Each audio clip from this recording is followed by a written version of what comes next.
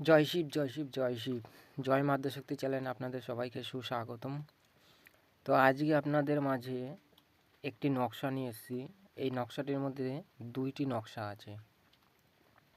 তো এই নকশার কার্যক্রিয়া কী, এই নকশাতে কী কাজ হবে, ভিডিওটা বিস্তারিত দেখতে হলে বা এর বিধিবিধান যদি চাই, তাহলে আপনাদের প্রথম থেকে শেষ পর্যন্ত অবধি ভিডিওটা দেখতে হবে। এবং ভিডিওটা স্কিপ করে দেখলে আপনারা আগামাথা কিছুই বুঝবেন না, কোথায় কি বলছি না বলছি আপনাদের সব কিছু বিস্তারিত বুঝতে হবে। তাহলে কি এই নকশার কাজ আপনারা ফলাফল পাবেন।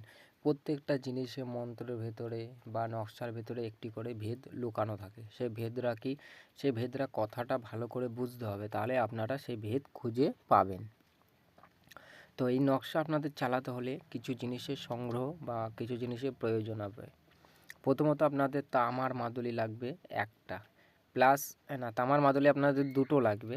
লাগবে হচ্ছে আপনার ভোজপত্র লাগবে আপনাদের 3টে টুকরো ভোজপত্র লাগবে 4 ইঞ্চি বাই 4 ইঞ্চি।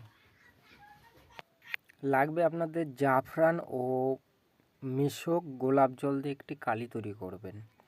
ডালিম গাছের ডাল দিয়ে এই নকশাটা, যেটা বড় নকশা আছে সেই ওপরের নকশাটি দুটো ভোজপত্রের ওপরে ডালিম গাছের কলম তৈরি করে লিখবেন।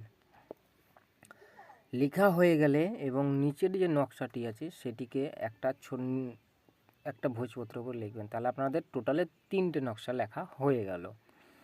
এবং যেই নকশা দুটো আপনারা দুটো লিখেছেন, যে নকশাটা, সেই নকশাটা দুটো তামার মাদুলিতে ঢোকাবেন।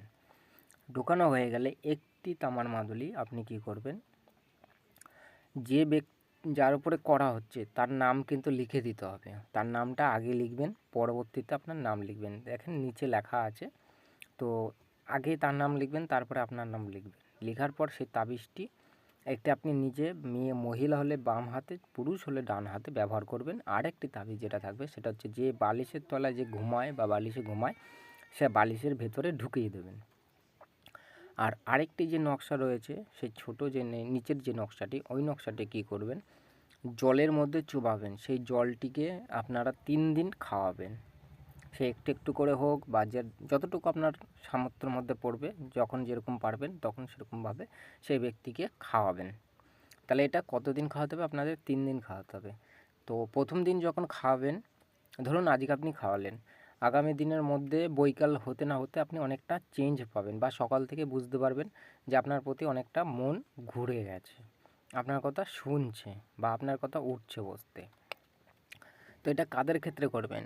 যদি কোনো অবৈধ কাজে আপনারা ব্যবহার করেন, কাজটি কিন্তু খাটবে না প্রথম। দ্বিতীয়ত কথা হচ্ছে, যদি করতে চান গায়ের জোরে বা কোনো লোভ লালসা করে যদি করতে চান, তাহলে কিন্তু বিপরীত কিন্তু ক্ষতি হতে পারে। ঠিক আছে? তো দেখুন নকশাটি আগে দেখে নিন, তারপরে আমি বিস্তারিত কিছু কথা আপনাদের বলছি। নকশাটি হচ্ছে এই, আপনারা আশা করি দেখতে পেয়েছেন। তো এই নকশাটি ভালো করে লিখে কাজ করুন, অবশ্যই কাজ হবে। নকশাটি যেখানে যেরকম আছে ঠিক সেখানে সেইভাবে লিখবেন, 19-20 করবেন না। যেরকম অক্ষর দেওয়া আছে ঠিক সেইভাবে লিখবেন। কিন্তু এক জায়গায় দেখুন কাঁটা আছে, তো ওইখানটায় একটা ছক বেশি হয়ে গেছিলো, তো ওই ছকের জায়গায় নামটা বসবে।